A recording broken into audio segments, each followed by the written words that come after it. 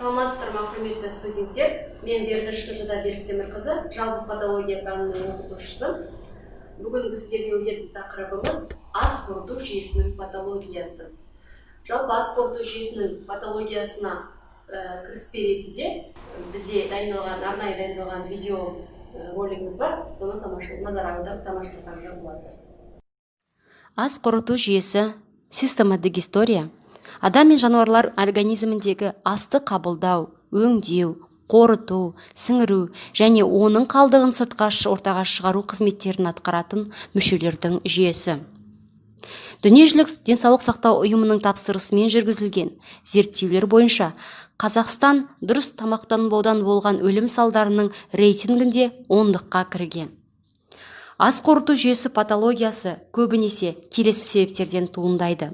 Біріншісі, тамақтану тәртібінің бұзылыстары. Екінші, әртүрлі инфекциялар, немесе бактериялар, тағамдық бактериялар. Сирек аутоиммундық процестер. Ас қорыту жүйесі ауруларының негізгі синдромына келесілер жатады. Біріншісі, асқазан мен 12 елі ішектің ойық жарасы, гастрит, асқазанның қатерлі ісігі, астения, малабсорбция және тағы басқа аурулар. Эндоскопиялық зерттеулер арқылы келесі ас қорыту жолдарының ауруларын байқауға болады. Өңеш ахалазиясы. Өңештің тегіс салалы ет талшықтарының нейрондық реттелуінің бұзылыстары. Өңештің дивертикуласы. Асқазанның шырышты қабатының зақымдалуы. Асқазанның сөл бөлінің гипер және гипосекрециясы. Асқазанның қимылдық әрекеттерінің бұзылыстары. Асқазан мен ұлтабардың ойық жара аурулары. Тағамның қуыстық ыдыратылуының бұзылыстары. Және жіті панкреатиттер. Ас қорыту жүйесінің патологиясы. Патология пищеварительной системы. Digestive system pathology. Патология digestorium system. Бұл төрт тілде айтылған. Жалпы ас қорыту біздің жоспар бойынша ас қорыту жеткіліксіздігі, ауыз қуыс патологиясы, тамақ және жұтқыншақ патологиясы, өңеш патологиясы, асқазан аурулары және ішек аурулары. Осы 5 ең маңызды ауруларға тоқтала кетеміз. Ас қорыту жеткіліксіздігі дегеніміз не? Ас қорытылуының жеткіліксіздігі тек организмге түскен тамақтың қорытылмауына келетін ас қорыту жолдарының патологиялық жағдайларға жатады. Нәтижесінде организмде теріс азоттық байланыс пайда болады. Ол дегеніміз, яғни ағзаға түскен азоттың саны шыққан азоттың санынан азаюы немесе көбеюі мүмкін. Организмде витаминдер мен микроэлементтердің жеткіліксіздігінің пайда болуы мүмкін, яғни астың қорытылу бұзылыстары салдарынан. Организмнің қоздырғыштарға жауап қайтару қасиеті, иммундық қасиеті төмендеуі мүмкін. Балалардың дамуы мен қажеттілік жағдайда бойының өсуі, соматотропты гормондардың түзілуінің бұзылу нәтижесінде пайда болуы мүмкін. Ас қорыту бұзылыстарының этиологиясы. Сіздермен біздер білеміз, этиология деген сөз ол ас қорыту жүйесінің ауруларының алып келетін себеп салдар жағдайлары. Оның біріншісі қоректенудің бұзылыстары. Қоректенудің белгілі тәртібі бұзылуы, асты дұрыс қабылдамау, уақытын ұзарту немесе азайту, сапасыз қоректену, құнарлы және дәруменге бай тағамдарды пайдалану бұзылыстарының салдарынан болады. Сонымен қатар асқазанның шырышты қабатының бұзылуына алып келетін тым ащы тамақ немесе тым тәтті тамақты көп пайдалану.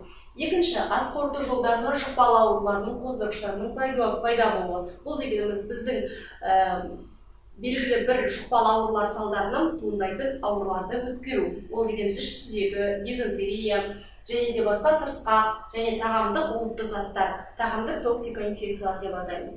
Үшіншісі, химиялық заттардың, соның ішінде дәрі-дәрмектерді жиі пайдалану, немесе ауыр металдарды салицилаттармен, немесе алкогольдік ішімдіктерді жиі пайдалану салдарынан болуы мүмкін. Одан кейін тікелей иондағыш сәулелердің әсерінен және де қалыпты емес жасушалар, яғни өспе жасушаларының өсуінің салдарынан біздің көңіл-күйіміз, психологиялық жағдайымыз ас қорыту жүйесінің бұзылыстарына алып келуі мүмкін. Ол деген стресс, депрессия, әртүрлі жағдай. Және де жас балаларда бір аллергиялық серпілісті процестердің болуы салдарынан болуы мүмкін. Тәбеттің бұзылыстары. Тәбеттің бұзылыстары дегеніміз ас қорытуға деген құлшыныстың төмендеуі. Оның 4 түрі бар: гиперлексия, гипорексия, анорексия, паралексия. Гиперлексия дегеніміз бұл тамақты тыс мөлшерде тыс көп жеу. Гипорексия дегеніміз тәбеттің төмендеуі, анорексия дегеніміз тәбеттің мүлде болмауы, соның салдарынан тамақты мүлде қабылдамау. Паралексия дегеніміз тәбеттің бұрмаланып қабылдау. Ауыз қуысында ас өңделуінің бұзылыстары. Яғни ол 2 түрге бөлінеді: шайнау бұзылыстары және анатомия пәнінен өткен бойынша ол сілекей бөлігінің бұзылыстары. Естеріңізде болса, сілекей бездері, бізде 3 сілекей безі бар, соның қалыпты қызметінің бұзылуы салдарынан болады. Ауыз қуысы гиперсаливация, гипосаливация. Гиперсаливация сілекей бөлігінің жоғарылауы, гипосаливация сілекей бөлігінің төмендеуі. Соның салдарынан ауыз қорғап ксеростомия және шегрен ауруына алып келуі мүмкін. Одан кейін жұтудың бұзылыстары: механикалық дисфагия, қимылдық дисфагия. Яғни ботулизм құтыру склеродермия салдарынан пайда болуы. Және тіс шегісі: денс кариес, кариес зубов, втекает. Тіс шегісі тістің қатты тіндерінде қуыс ақау пайда болып, үдемелі бұзылыстармен сипатталатын дерттік үрдіс. Көбінесе пародонтит ауруы қазіргі таңда өте жиі тараған. Пародонтит дегеніміз тіс түбірінің дегі тіндердің қызметінің бұзылыстарынан, оның қабынулық процесі салдарынан пайда болуы мүмкін. Көбінесе қазіргі таңда әйел кісілерде де 30 жастан асқаннан кейін көбінесе пародонтит ауруы жиі кездеседі. 30-50%-ға дейін тараған.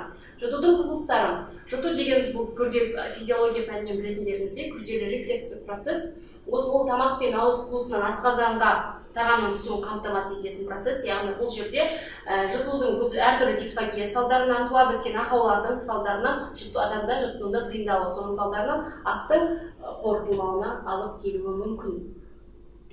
Екіншісі, бізде одан кейінгі өңеш аурулары.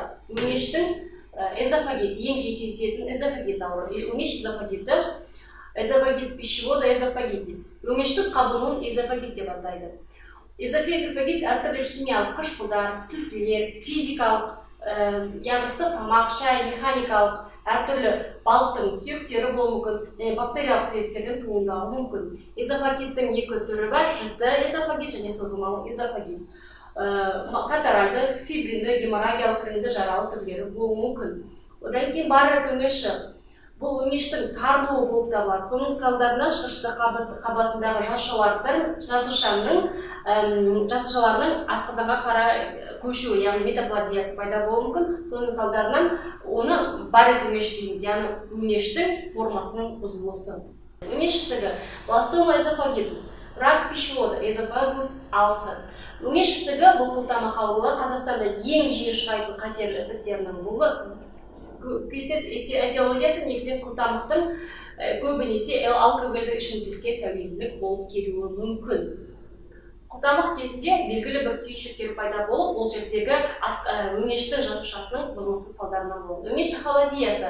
Ахалазия дегеніміз өңештің тегіс ет талшықтарының және төменгі қыспақтың тежегіш нейрондармен реттелуінің бұзылысы салдарынан болуы мүмкін. Асқазанның ауруларына қандай аурулар? Асқазанның жиі кездесетін ойық жара ауруы, гастрит, асқазан жарасы. Соның ішіндегі ойық жара ауруына тоқтала кетсек, ойық жара аурулары: морбус ульцерозус, язвенная болезнь, пептик альсер. Ас қорыту жүйесінің жарасы Қазақстанда ең көп жиі кездесетін сырқаттарының болуы. Бүкіл халықтың 2-3%-ында кездесуі мүмкін. Жара асқазанда немесе ұлтабарда орналасқан. Жара деп осы мүшелерде кілегей қабаттың бұзылысы салдарынан ойылуын түсінеміз. Бұл жерде майда ойылулар пайда болады да, соның салдарынан астың қорытылуы баяулайды. Оның жіті және созылмалы түрлері болуы мүмкін. Осы көбінесе асқазанның ойық жарасы эрозиялық ауруларға алып келуі мүмкін. Гастритті өте жиі кездеседі, немесе бұны студенттердің ауруы деп атайды. Яғни бұл дегеніміз астың қалыпты уақытының шектелуі, немесе өте жиі аралықтың пайда болу тамақтануы, соның салдарынан асқазанның шырышты қабатының бұзылысы болады. Асқазанның қабынуы. Бұл көбінесе ең жиі кездесетін катаральдық, геморрагиялық, фибринді, іріңді және некрозды гастриттер болып келеді. Соның салдарынан асқазанның шырышты қабаты жұқарады. Гастробластома, асқазанның обыр жарасы, рак пищевода, стомак канцер. Асқазанның ісік жарасы, асқазанның асқазанның ойық жарасы немесе гастрит аурулары салдарынан туындауы мүмкін. Себебі егер ұзақ уақытқа өтетін болса, онда асқазанның шырышты қабатының зақымдалып, оның салдарынан қалыптан тыс клеткалардың пайда болуы мүмкін. Сонымен қатар ісік тудырушы әртүрлі факторлар да әсер етеді. Оның салдарынан біздер білетіндей, ол дегеніміз депрессиялық, стресстік жағдайлар және психологиялық тұрақсыздық болуы мүмкін. Асқазан ісігінің бірнеше түрі бар. Сироп бойынша экзофитті экспансивті өсу, эндофитті инфильтративті өсу және аралас түрде өсу. Келесі, ішек аурулары. Ішек ауруларына бізде ең жиі кездесетін ішек дивертикулитис. Дивертикул ішектің белгілі бір жерінің кеңейіп, томпайып тұруы. Соның салдарынан ішекте бір жайсыздық сезілуі мүмкін. Меккел дивертикул ол ащы ішектің тоқ ішекке өтетін жеріне жақын аймақта эмбрион дәуірінен қалған кіндік ішек жолының қалдығынан дамиды. Келесі, ішектің ісіктері. Карцинома интестинум, рак кишечника, бауыл канса, ішекте жиі кездесетін патологиялық процестердің бірі. Бұл полип деп атайды. Осы полиптің салдарынан ішектің ісуі пайда болуы мүмкін. Яғни полиптердің арасында безді эпителийдің өсетін аденомалы полиптер ғана нағыз ісіктер қатарына жатады. Көбінесе бұны қатерлі ісіктерге жатқызуы мүмкін. Олар көлденеңі бірнеше сантиметрге шырышты қабық пен аяқша арқылы байланысқан домалақ түйіндер түрінде көрінеді. Полиптердің сырты тегіс немесе бүрлі болуы мүмкін. Кейінгісін соғысын бүрлі ісік деп атайды. Энтерит. Энтерит аш ішектік қабынуы ауруы. Оның жіті және созылмалы түрлері бар. Ішектегі морфологиялық өзгерістер негізінде эпителийдің қалпына келуінің бұзылуы, дистрофия және қабыну құбылыстары салдарынан болуы мүмкін.